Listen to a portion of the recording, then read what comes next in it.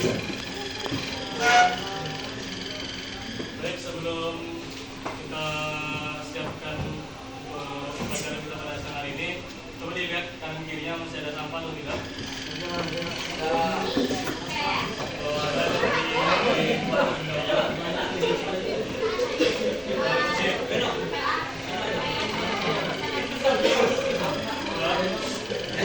Kalau ada bisa disiapkan terlebih dahulu kelasnya.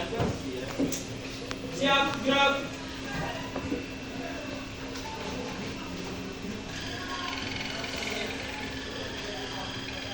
Bergerak mulai.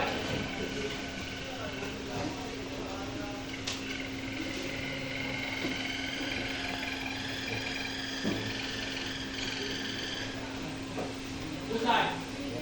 Beri salam. Assalamualaikum warahmatullahi wabarakatuh.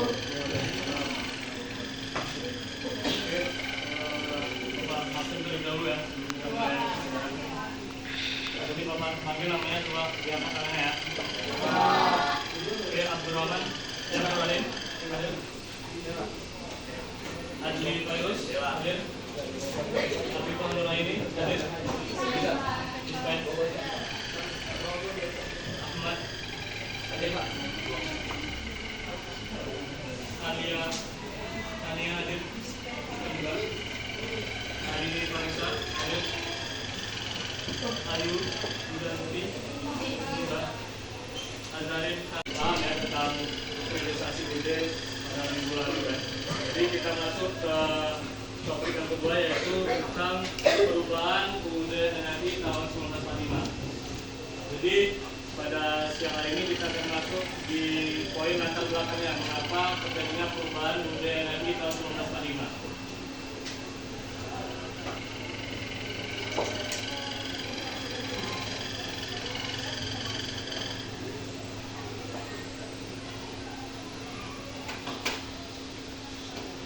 Faktor historis, sosial, dan politik dan hukum yang melatar belakangi perubahan UUD NRI 1945. Kedua, menjelaskan keterbatasan UUD 1945 sebelum amandemen, terutama terkait tentang demokrasi, hak, dan pembagian kekuasaan.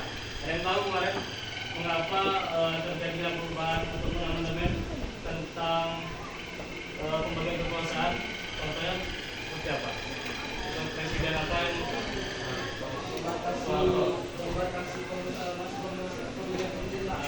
karena beliau telah menjabat selama berapa? 32 tahun. Hampir 30 tahun. Jadi pemerintahan tersebut terjadinya sistem otoritas. Nah, itu melatar belakanginya perubahan UUD. Tempat duduk saja. Nanti selanjutnya akan mempresentasikan ke depan hasil kerja kelompok nantinya. Oke, paham semuanya? Nah, jadi itu poin bekerja sama nantinya. Dan yang terakhir, latar belakang dari perubahan NRI, UUD NRI karena apa? Jadi ada 3 tuh yang mau bilang tadi. Salah satu tadi Presiden Soeharto. Dari tadi Bapak sebutin 3 kan pokok masalah ataupun melatar belakanginya terjadinya perubahan UUD. Yang tahu berani angkat tangan sebutkan namanya. Tahu? Ada tahu? Jadi Bapak sampaikan saja. Tadi pokok masalah ataupun melatar belakanginya perubahan ini terjadi yaitu pertama kondisi demokrasi di Indonesia. Yang kedua hak. Ada yang tahu amandemen itu apa? Saya. Boleh. Amandemen itu adalah kegiatan yang dilakukan oleh MPR untuk mengubah UUD NRI tahun 1945 sesuai dengan kewenangannya yang diatur pada pasal 3 dan 37 Undang-Undang NRI tahun 1945. Itu biasa kalau bahasa secara singkatnya amandemen itu adalah perubahan. Oke, betul. Beri aplaus dulu untuk ini betul ya yang ini.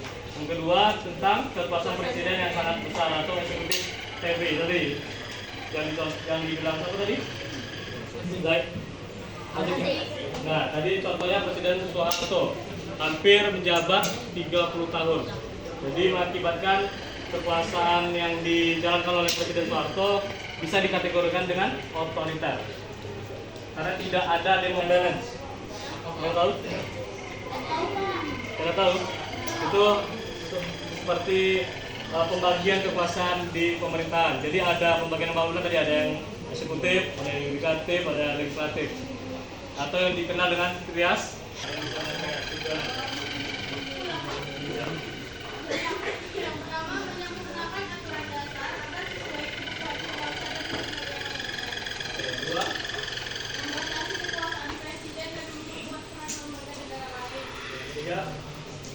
Menjamin hak asasi manusia secara eksplisit dalam konstitusi. Memperkuat sistem demokrasi melalui pemilu langsung, penguatan DPR atau DPD dan Mahkamah Konstitusi. Mewujudkan excellence antar lembaga negara. Mendorong otonomi daerah demi pemerataan pembangunan.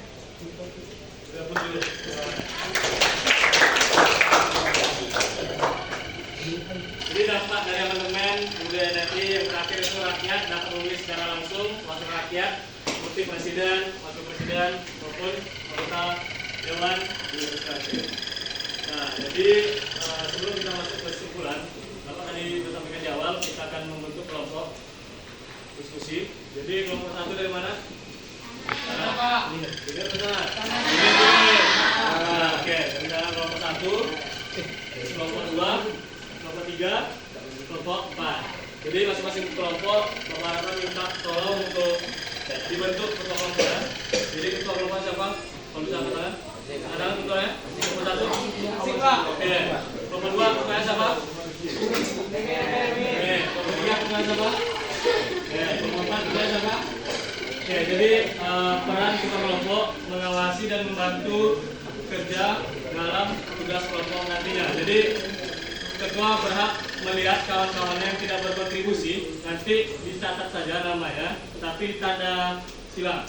Berarti kawan tersebut tidak berkontribusi dalam pelaksanaan kerja kelompok nantinya.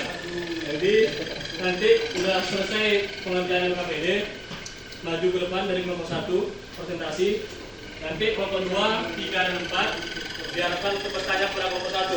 Jadi satu orang saja perwakilan, dan kelompok 1 mencatat siapa yang bertanya, dari kelompok mana, pertanyaan apa, dan jawabannya apa. Oke, paham semua? Oke. KPG-nya udah Bapak beli kemarin kan? Nah, sekarang coba dikerjakan. Ya, coba dikerjakan. Nanti nanti Bapak minta presentasi. Oke. Sekarang Bapak akan dibentuk kelompoknya, diskusi. Jadi kalau ada yang ikut ya. Oke. Mengerjakan tugasnya.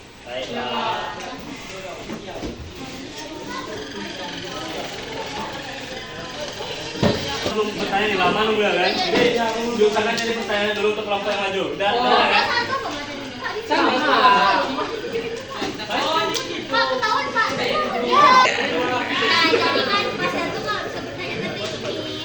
Dari belakang ke atas. Tuh. Nanti Zahir, ini bisa sampai dari sini kan Zahir? Dari sini. Oke.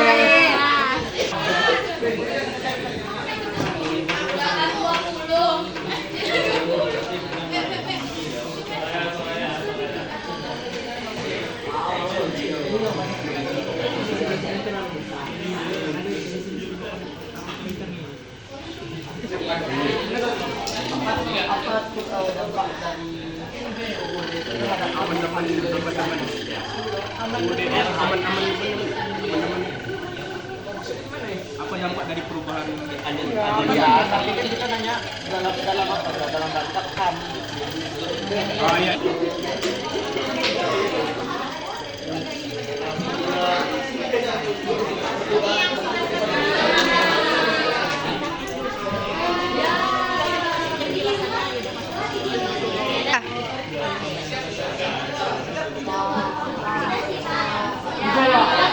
Waktunya sudah selesai untuk diskusi penugasan LKPD. Sekarang setelah model tadi kita mulai presentasi dari kelompok 1.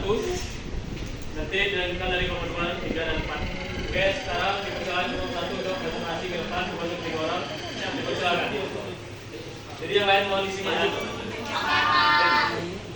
Assalamualaikum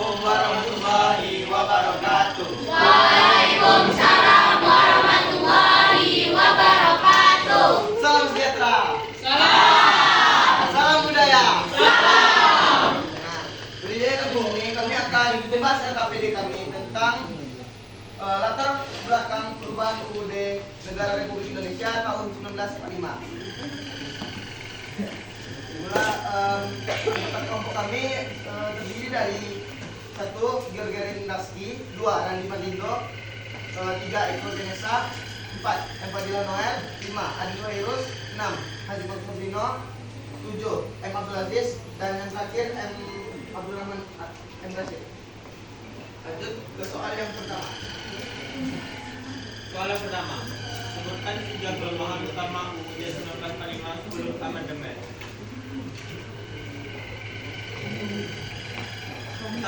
Terlalu banyak memberikan kekuasaan besar kepada presiden atau bersifat eksekutif. 2. Tidak ada pembatasan masa jabatan presiden dan wakil presiden. 3. Penjelasan UUD lebih dominan dibanding pasal-pasal, sehingga membuka peluang penafsiran luas dan penyalahgunaan kekuasaan. Analisis faktor penyebab reformasi 1998 yang mendorong perubahan UUD. Disebutkan oleh berikut. Itu faktornya politik. Yang singkat, pendapat UUD baru sangat. Dari kelompok lain ada yang bertanya? Silakan dari kelompok 4. Oke, assalamualaikum warahmatullahi wabarakatuh. Waalaikumsalam warahmatullahi wabarakatuh. Perkenalkan, saya dari kelompok 4 ingin bertanya, mengapa pemilihan umum dianggap sebagai wujud nyata pelaksanaan demokrasi berdasarkan UUD NRI tahun 1945? Oke, terima kasih. Ada yang bertanya lagi? Assalamualaikum warahmatullahi wabarakatuh. Seperti yang tadi dijelaskan tadi, kan banyak faktor seperti faktor politik, sosial, ekonomi, dan hukum yang mendorongnya perubahan informasi pada tahun 1964. Nah, sekarang pertanyaannya, faktor manakah yang paling kuat untuk mendorong perubahan UUD pada tahun 1945 itu? Jelaskan alasannya. Selamat siang semuanya. Perkenalkan, saya Ferdinand dari kelompok 3. Ingin bertanya, setelah amandemen, lembaga apa yang memiliki wewenang untuk mengubah UUD NRI tahun 1945 dan jelaskan bagaimana pasal tersebut diatur dalam undang-undang. Kita akan menjawab pertanyaan dari kelompok 2 terlebih dahulu. Faktor politik, sosial, ekonomi, dan hukum yang mendorong reformasi 1998. Faktor mana? Suaranya. Faktor politik adalah yang paling kuat menyebabkan munculnya tuntutan perubahan UUD 1945. Alasannya, pada masa Orde Baru kekuasaan presiden terlalu besar dan hampir tidak ada kontrol dari lembaga lain. Hal ini membuat sistem pemerintahan tidak demokratis dan sering disalahgunakan. Karena itu, masyarakat menuntut perubahan UUD 1945 agar kekuasaan presiden dibatasi. Lembaga-lembaga negara lebih seimbang dan demokrasi bisa dijalankan lebih baik. Baiklah, saya akan menjawab pertanyaan dari kelompok 3. Setelah amandemen, lembaga apa yang memiliki wewenang untuk mengubah UUD NRI tahun 1945 dan jelaskan bagaimana hal itu diatur. Oke, setelah amandemen, lembaga yang memiliki wewenang untuk mengubah UUD NRI tahun 1945 adalah MPR. Hal ini diatur dalam pasal 3 ayat 1 dan pasal 37 UUD NRI tahun 1945 yang menyatakan bahwa MPR berwenang untuk mengubah dan menetapkan UUD. Perubahan UUD dilakukan melalui sidang MPR dengan syarat 1. Usul perubahan harus diajukan oleh kurang-kurangnya 1/3 anggota MPR. 2. Sidang perubahan UUD harus dihadiri minimal 2/3 dari anggota MPR. 3. Keputusan perubahan UUD harus disetujui oleh sekurang-kurangnya 50% plus 1 dari Sebagai wujud nyata, demokrasi berdasarkan UUD NRI tahun 1945. Karena melalui pemilu, rakyat dapat secara langsung menentukan wakil dan pemimpinnya. Sekian presentasi kami pada siang hari yang cerah ini dan berbahagia. Sebelum itu mari kita salam dulu ya. Tadi penampilan dari 4 kelompok yang sudah presentasikan ke depan. Jadi Bapak harapkan dari materi yang sudah disampaikan kawan-kawannya dapat dipahami dan dipelajari dan bisa diingat untuk kedepannya, karena besok hujan kan, jadi kalau hujan pasti materi ini akan keluar. Jadi Bapak harapkan bisa dipelajari, dipahami dan dipelajari lainnya agar perjalanan ini atau materi ini bisa dijawab saat hujan besok. Amin. Oke. Sudah terasa berakhir acara ataupun lagi. Oke, jadi sudah selesai 4 kelompok presentasi yang ke depan. Bapak harapkan nantinya 4 kelompok tadi bisa mempelajari materi dan mengingat poin ataupun pelajaran kita pada siang hari ini tentang latar belakang perubahan UMNI tahun 1945. Jadi sebelum kita tutup presentasi ataupun pelajaran kita siang hari ini, ada yang bisa menyimpulkan materi? Oke, silakan. Kesimpulannya yang pertama, UUD 1945 sebelum amandemen memiliki banyak kelemahan seperti kekuasaan presiden yang terlalu besar, jaminan hal yang belum jelas, check and balance yang lemah, dan belum menjamin otonomi daerah. Adapun hal ini terjadi karena krisis multidimensi 1997 sampai 1998 dan faktor eksternal yang berupa gelombang demokrasi dunia dan dorongan internasional, serta adanya perubahan UUD 19 ini dilakukan dengan tujuan utama berupa menyempurnakan aturan dasar negara, menjamin hak, memperkuat demokrasi, membatasi kekuasaan presiden, dan menerapkan prinsip check and balance serta mendorong otonomi daerah. Beliau dulu itu ya kesimpulan kita pada saat ini, itu UUD 1945 sebelum amandemen mempunyai beberapa kelemahan yang sudah dijabarkan tadi. Jadi perlunya di amandemen, kalau tidak di amandemen maka ya pasal tersebut seperti Pak bilang tadi, karena tidak mencakup keseluruhan, jadi tidak rinci, jadi tidak keseluruhan yang bisa diatur. Terus terjadi krisis multidimensi yang terjadi di tahun 1997 dan 1998, yaitu faktornya itu ada ekonomi, politik, dan sosial. Dan yang selanjutnya itu faktor eksternal, terjadinya gelombang demonstrasi di dunia, terjadi di Asia, di Eropa Timur, dan lain sebagainya. Dan terakhir itu amandemen UUD 1945 menjadi tonggak penting reformasi di negara ini terhadap konstitusi Indonesia sekaligus fondasi bagi praktik demokrasi modern yang lebih terbuka, partisipatif, dan berkeadilan. Jadi itu tadi pelajaran kita pada siang hari ini. Bapak harapkan semuanya bisa paham tentang latar belakang dan proses terjadinya perubahan UMNI. Jadi minggu depan wartawan bisa dipelajari materi selanjutnya, itu tentang hasil dan proses perubahan UUD NRI. Jadi minggu depan Bapak akan dibawa buku undang-undang dasar yang sudah Bapak sampaikan di pertemuan sebelumnya. Jadi dibawa karena besok kita akan membedah amandemen yang terjadi di Indonesia. Jadi ada amandemen pertama, amandemen kedua, amandemen ketiga, dan keempat. Jadi penting kalian untuk membawa buku tersebut agar kita tahu pasal ini di amandemen pada amandemen berapa, pasal ini di amandemen pada pasal ataupun di amandemen tahun berapa. Jadi misal kalau tak ada buku tersebut, kita tidak tahu amandemen keberapa dan pasal berapa. Jadi kita pun bingung kan untuk menjawab, karena besok ada diskusi kelompok lagi. Jadi Bapak harapkan jangan lupa dibawa buku tersebut. Oke, paham semuanya?